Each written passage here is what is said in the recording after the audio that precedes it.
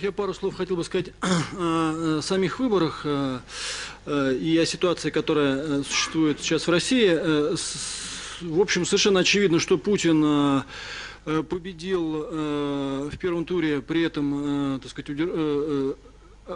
одержав реально уверенную победу над оппонентами. И это не реверансы в сторону Путина, это просто действительность, которую вынуждены признавать даже многие из его соперников. И даже, так сказать, многие правозащитные организации, которые вели наблюдение за выбором, скрипя, так сказать, сердце, да, признают, что, наверное, все-таки он действительно преодолел 50% барьер. Вот. Напомню, что официальные результаты выборов это 63% там, с десятыми.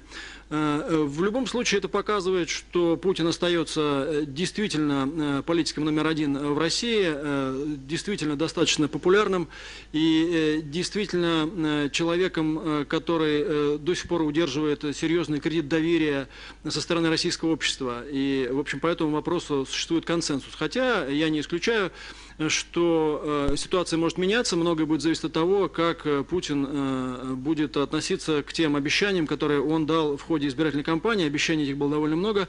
И от реализации этих обещаний, от претворения их в жизнь, я думаю, что будет зависеть и, так сказать, степень доверия к власти в России.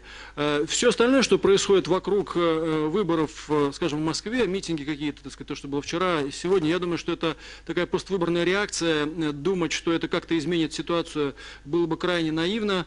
Совершенно очевидно, что Путин свою победу не отдаст ни под каким соусом. Можно собрать сколько угодно митингов по этому поводу. Это все уже как бы мертвым припарке, что называется. И здесь, я думаю, никаких, так сказать, иллюзий или еще что-то в этом роде быть не должно. Хотя очевидно, что некая активность оппозиции действительно вызвала и стремление реформировать политсистему, в первую очередь в плане снижения, так сказать, условий для регистрации политических партий, что, может быть, окажет некое воздействие на внутренний политический процесс. Что касается отношения России на внешнем контуре, то Путин достаточно ясно изложил их как минимум в двух своих статьях. Первая статья – это статья о Евразийском союзе, которая, по большому счету, и начала серию публикаций на внешние темы, и по сути она уже была отчасти, так сказать, предвыборной. И вторая – это последняя статья Путина, которая касалась исключительно международных отношений. С одной стороны, конечно, эти статьи имели свойства предвыборных и встраивались в избирательную кампанию Путина, но я думаю, что в значительной степени это и есть наметки той стратегии, которой Путин будет следовать в течение, так сказать, предстоящих 6 лет. Думаю, что действительно основные тезисы изложены в этих документах и в проекте Евразийского союза, и в статье по международным отношениям лягут в основу внешней политики России на ближайший период. Поэтому каких-то особых неожиданностей здесь, скорее всего, не будет. Россия будет развивать интеграционные проекты с теми, кто хочет их развивать, причем на взаимовыгодной основе.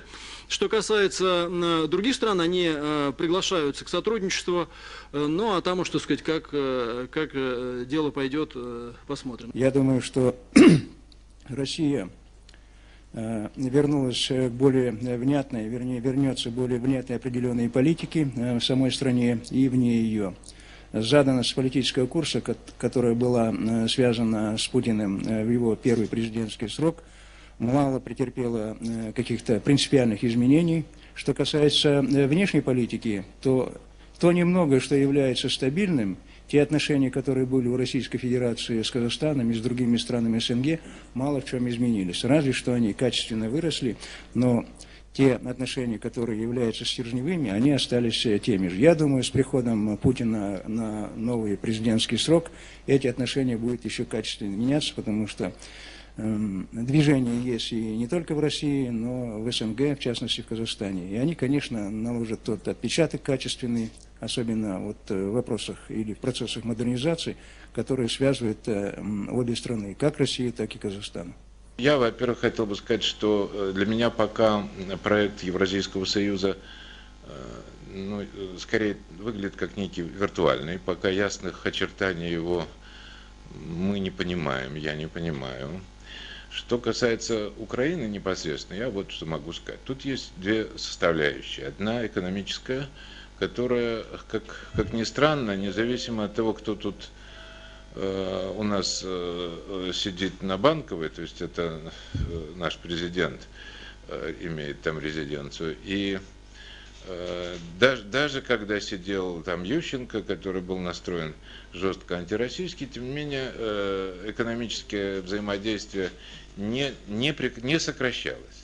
Вот последние 2 года оно особенно быстро, естественными причинами росло, и сейчас уже у нас товарооборот очень такой существенный, по-моему, за 50 миллиардов долларов. Что касается...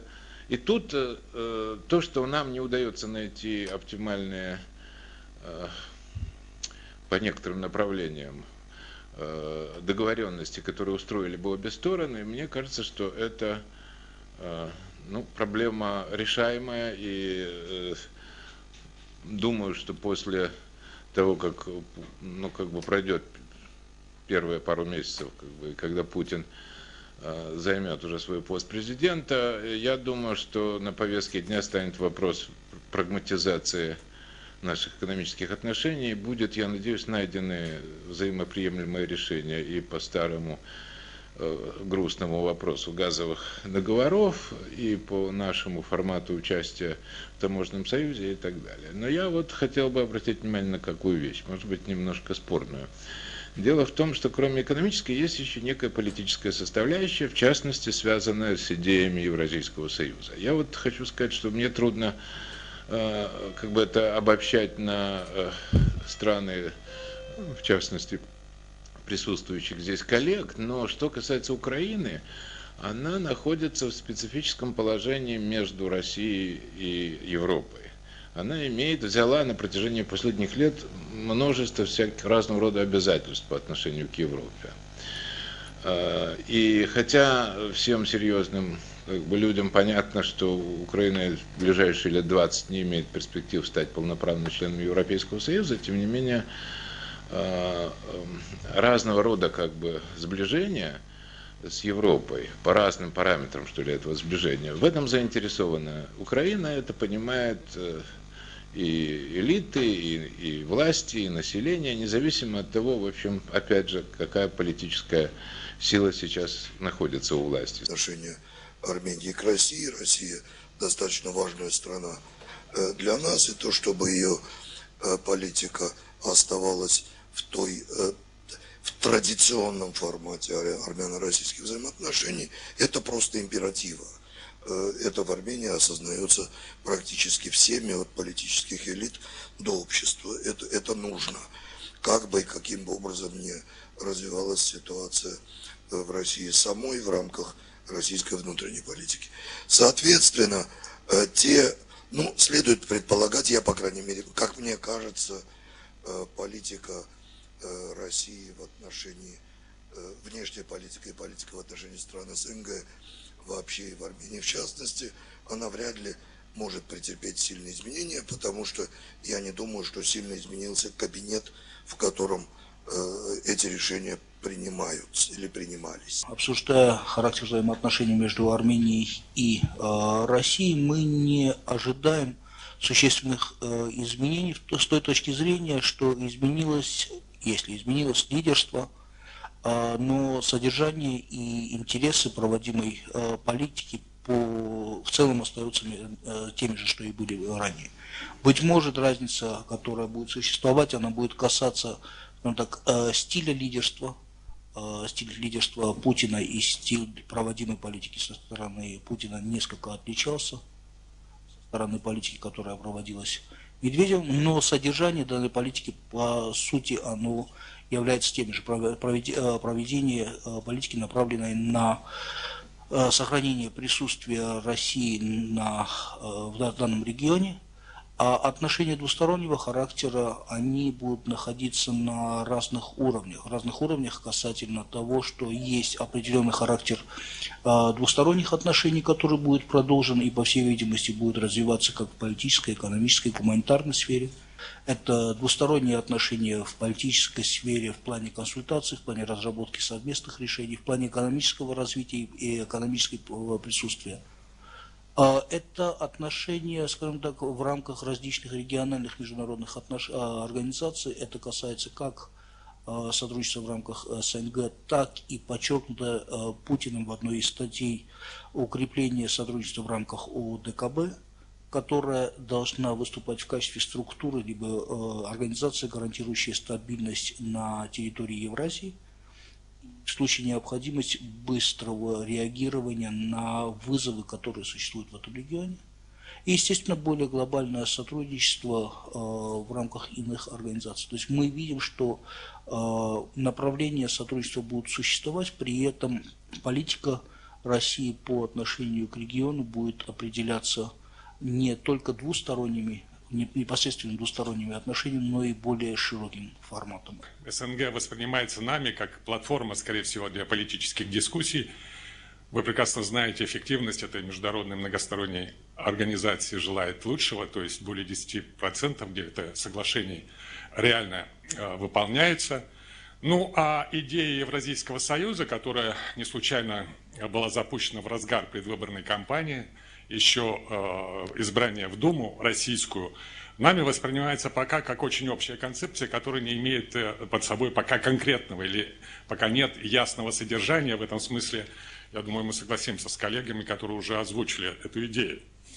В том, что касается интересов Молдовы, то, скорее всего, в двухсторонних отношениях с Россией они будут преследовать конкретную цель. Естественно, стабильность страны, развитие торгово-экономических отношений. Нам бы хотелось, чтобы по отношению к Молдове не принимались дискриминационные меры. Опять-таки, наши традиционные товары, к которым мы стремимся, или наши производители стремятся продать на российском рынке.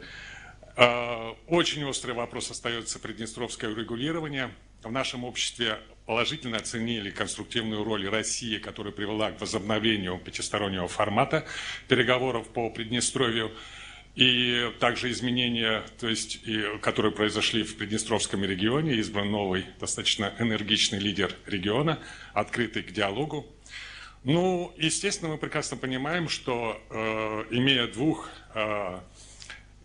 соседей европейских на востоке Украины и Румынию, взаимоотношения России с этими странами, а также в контексте региональных каких-то процессов и интересов Российской Федерации, естественно, будут иметь непосредственное воздействие на двусторонние молдо-российские отношения. Я думаю, что действительно приоритет СНГ сохраняется. Я думаю, что это будет основной повесткой дня 4-го срока Владимира Путина, ну, имея в виду, что, так сказать, сейчас 4-й срок начался, ну, что, по сути дела, Владимир Путин никуда не уходил. И, соответственно, я думаю, что для него будет принципиально важно, начав свою политическую карьеру с собирания России, с предотвращения ее распада, завершить ее вот каким-то таким вот мощным аккордом уже интеграционным.